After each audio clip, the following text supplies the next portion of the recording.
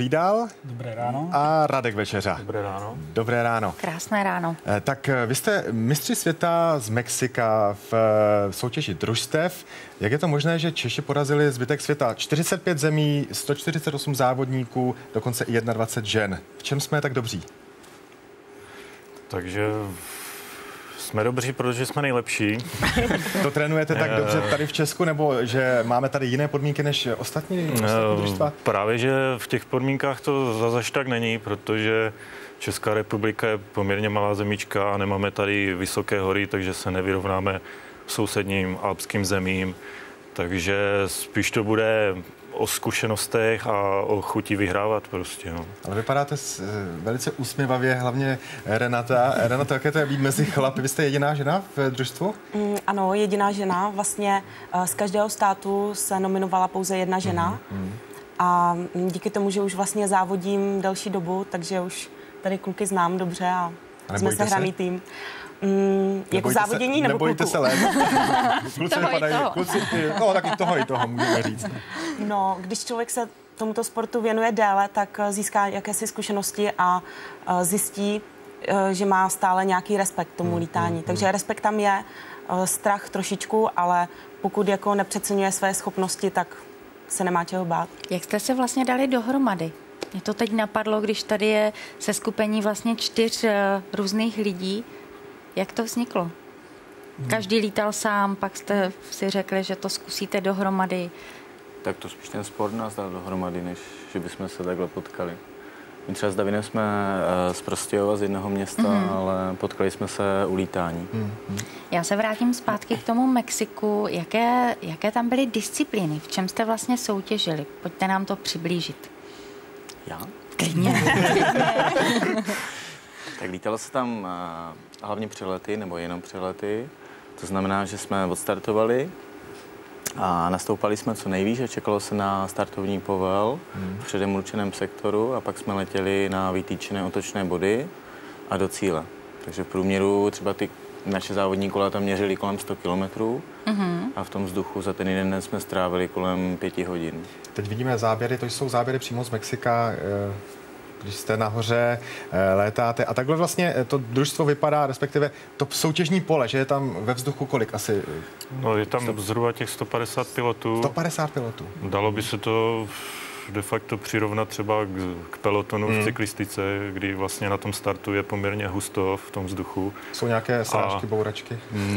Jako stává se to jedině, ale vlastně je třeba, aby ti piloti dávali navzájem jako pozor na sebe, že sledovali se, protože je tam opravdu husto a až vlastně v průběhu té trati se ten peloton jako protrhá a vytvoří se různé skupinky. No. A jak se vyhýbáte, když třeba vidíte, že na vás někdo letí, nebo se snažíte vy to korigovat? Jak to je?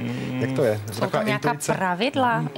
Pravidla. Každý má tu intuici trošičku jinak, takže určitě pravidla. Předem stanovený pravidla, který každý musí akceptovat a během toho závodu tam s náma letělo, já nevím, 5-6 maršálů, kteří se pohybují v tom startovním poli a dozorují, jestli všichni dodržují pravidla tak, jak mají.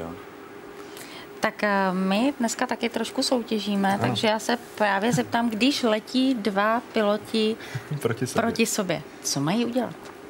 Větší vyhrává. Tam ta možnost nebyla.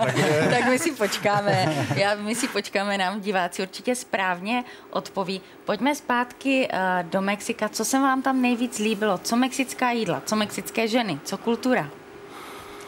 Takže mexické jídlo to pálí 2krát. O ženách tady je třeba David. Tak mexické ženy, není to jak Česká republika. Že jo, já jsem si říkala. Česká republika je přece jenom výjimečná v tomhle, ale taky se tam najdou pěkné, samozřejmě jak všude na světě. My jsme se dívali, že po 6 dnech jste měli jenom 1 den přestávku, pauzu, jinak jak dlouho se vlastně závodilo na tom mistrovství světa? Kolik to bylo dnů celkem?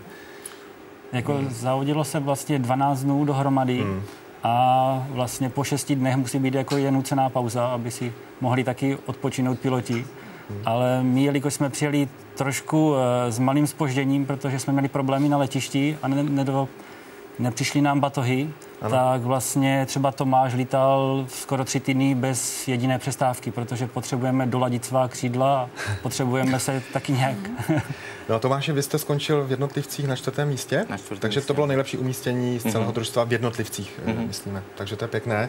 A my jsme se ještě dívali s Monikou, že my tady máme spoustu věcí. Paraglide, přilbu, tak to je vlastně součást vašeho vybavení, když jdete létat. Jak to vozíte, když jedete sami trénovat? Máte auto, potom to taháte někam na kopec pěšky, jak to probíhá? To si myslím, že je největší kouzlo našeho sportu, že to je jeden malý batoh.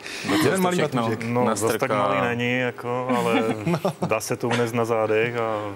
Pustí u nás i do autobusu, i do vlaku, takže může člověk odejde z domu s baťuškem na zádech, sedne na autobus, přijede na místo.